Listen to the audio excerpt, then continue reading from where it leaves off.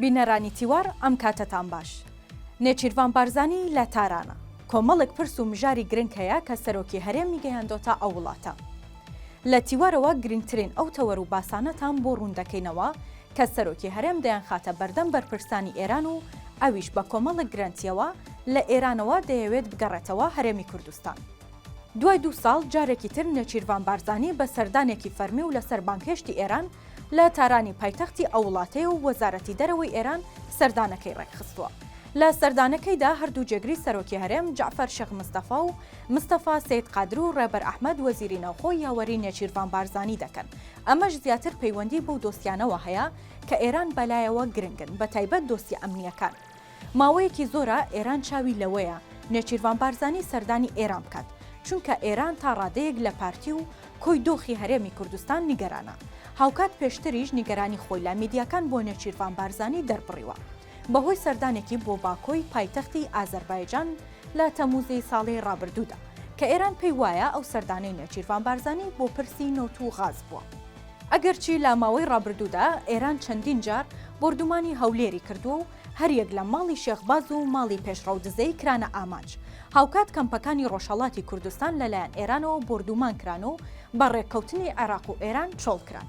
ئەمانە هیچی نێچیروان بارزانیان نەبردە تاران، بەڵام پرسی هەڵبژارنەکان و دواخستنی وای کرد کە نێچیروان بارزانی بە بانکهێشتی فەرمی بچێتە تاران. هاوکات ئێران بە جۆرێک لە جۆرەکان لەوە نیگەرانە کە میدیاکان و بەشێک لە بەرپرسانی پارتی بە ئاشکرا باز لەوە دەکەن کە ئێران دەیەوێت دەستکاری ئەنجامی هەڵبژارنەکان بکات و ئەنجامەکان بگۆڕێت یان بە دیزاین کراو باسی دەکەن. بۆیە پێدەچێت دڵگەرمی هەردوولا لەمەڕ ئەو پرسە تەوەرێکی دیکەی گفتوگۆکان بێت.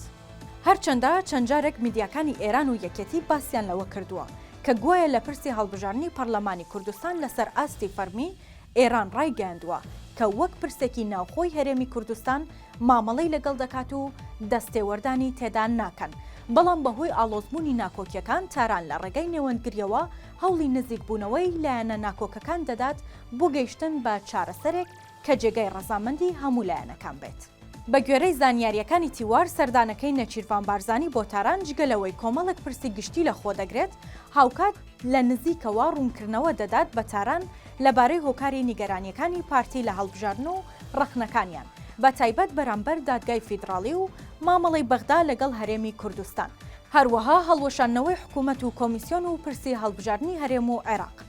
بە گوێرەی ئەو زانیاریانەی تیوار هەیەتی هەڵبژاردن دواخراوە، بەڵام مەرجی ئێران تا ئێستا ڕوون نییە. ئەوەی هەیە ئێران دەیەوێت پارتی و یەکێتی زیاتر لێک نزیک بکاتەوە بە تایبەت بۆ ئەوەی تورکیا نەتوانێت کاریگەری زیاتری لەسەر هەرێمی کوردستان هەبێت. لە ئێستادا نێچیروان بارزانی دەیەوێت لە ڕێگەی ئێران ئەو هەنگاوانە بوەستێنێت کە مەترسین بۆ دواخستنی هەڵبژاردن لە کاتی پەنابردن بۆ دادگای فیدراڵی لەلایەنەوەی نوێ و کۆمەڵ و یەکگرتووی ئیسلامی کوردستان و تەنانەت لەلایەن یەکێتی نیشتمانی کوردستانیشەوە، چونکە لە ڕاگەیاندراوەکەی یەکێتیدا باز لەوە کراوە کە پەنا بۆ دادگای فیدراڵی دەبن ئەگەر هەڵبژاردن دوا بخرێت. بۆیە نێچیروان بارزانی دەیەوێت گرنتی لە ئێران وەربگرێت کە هیچ شتێک ڕوو نادات و هیچ کێشەیەک بۆ هەرێم و خودی دەسەڵاتەکانی خۆشی دروست نابێت و ئێران ڕێگری بکات لە هەر ئەگەر و مەترسیەک کاڕوبەڕووی دواخستنی هەڵبژاردن ببێتەوە. هاوکات تیوار زانیاری ئەوەی بەدەست گەیشتووە کە پێدەچێت لە بەرامبەر ئەوەدا ئێران کۆمەڵک مەرجی نوێ بەسەر پارتیدا بسەپێنێت و چەند داواکاریەک بخاتە بەردەم پارتی دیموکراتی کوردستان، بە تایبەتیش پرسی ئاسایشی سنوورەکان و بازرگانی و غاز. هەروەها پرسێکی دیکە کە زۆر بەلای ئێرانەوە گرنگە ئەویش پەیوەندی پارتی دیموکراتی کوردستان و تورکیایە. واتە ئەوەی هەیە ئێران چەند مەرجێک دەخاتە بەردەم پارتی و لە بەرامبەردا هەڵبژاردن دوا دەخرێت.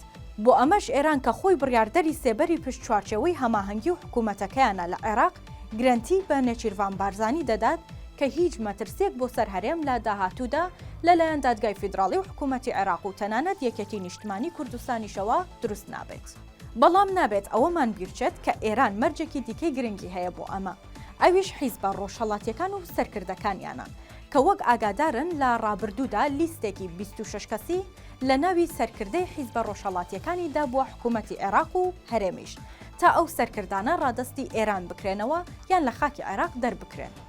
ئەمانەش هەمووی پەیوەستن بە یەک بڕیار، ئەویش بڕیاری دواخستنی هەڵبژاردننی پەرلەمانی کوردستانە کە ئێران لە بەرامبەر مەرجەکانی خۆی بەغدا ڕازی دەکات و یەکەتیش پێوە پابەند دەبێت. ئیتر هەڵبژاردن بە شێوەیەکی دراماتیکی دوا دەخرێت. لە تارانیشەوە نێچیروان بارزانی ئەو گرنتیە بۆ سەرۆک و مەکتەبی سیاسی حیزبەکەی دەهێنێتەوە کە دواخستنی هەڵبژاردنی پەرلەمانی کوردستانە. ئەوەی گرنگە سەردانەکەی نێچیروان بارزانی بۆ تاران کۆتایی بە زۆر کێشە و ناکۆکی لە نێوان هەرێم و بەغدا یەکەتی و پارتی و ئێران دەهێنێت و هەمویان دەبنەوە خاڵی سفر. بۆ مەرجەی نێچیروان بارزانی و پارتی بەشێک لە مەرجەکانی ئێران قبول بکەن.